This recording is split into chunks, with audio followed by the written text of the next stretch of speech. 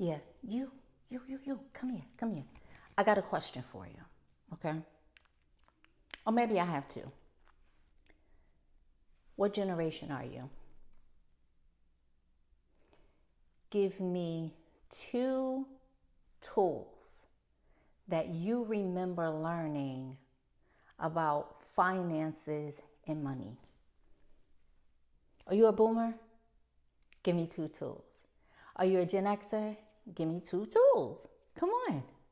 Whatever generation you are, give me two tools. Things are different. I get it. I know. Everything is digital. It's you can purchase a program, you can get checklists. Like there are so many things that are out there now to help you with your finances. But give me two things that you remember from elementary or either high school. I remember there being a little bank, and I think it was from Howard Savings Bank. I'm a Jersey girl. It doesn't matter where I live. I'm a Jersey girl. So we had Howard Savings. And for some reason, I'm thinking that they gave us like a bank, and it was made out of cardboard, maybe. If you remember what this is, please put it in the comments. And I'm kind of like, maybe that was the first thing. I don't know if that was in elementary or if that was in high school. I also remember some type of paper that we had, and it was for nickels. And it had little slots, and you put the nickels in it. Could have been for quarters too. Maybe it was all different types of coins. And but as you fill each slot, it is letting you know how much money you are saving. I want to know what you remember. There are so many opportunities out there for us now, but I would like to know where we were, where we are now, and how we're advancing.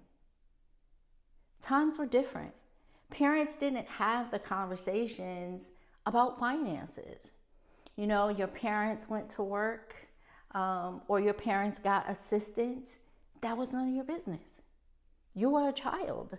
You didn't ask those questions. You knew that there was food on the table, the lights were on, you had clean clothes, right? Maybe you had to go to auntie's house. Maybe you had to go to Big Mama's house. I don't know. But as a child, you didn't have those conversations. Now, was that good or was that bad?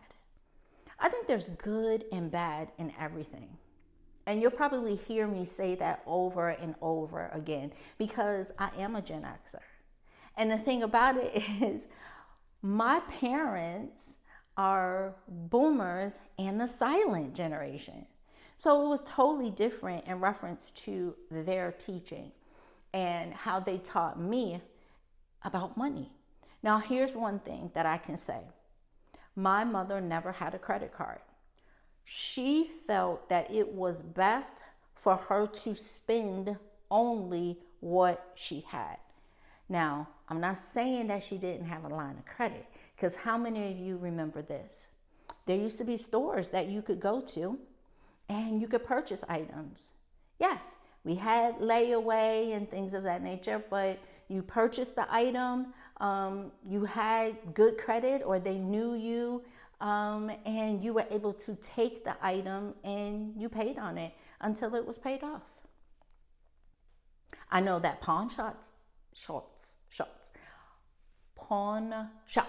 I know that they did that. Did you have anything like that when you were growing up? But that's just the way that things were then. I'm sure that there are still pawn shops and things of that nature that are out there. But now we have what? We have easy access to credit, right? Credit cards and different systems that we use in order to purchase an item, even if you don't have the money. Good and bad and everything. That's a whole nother conversation. because so many people, and the numbers are increasing, are utilizing some of these things that are made available to us, but it's just causing us to be in more debt that we can't get out of. But I was just wondering, what tool did you receive?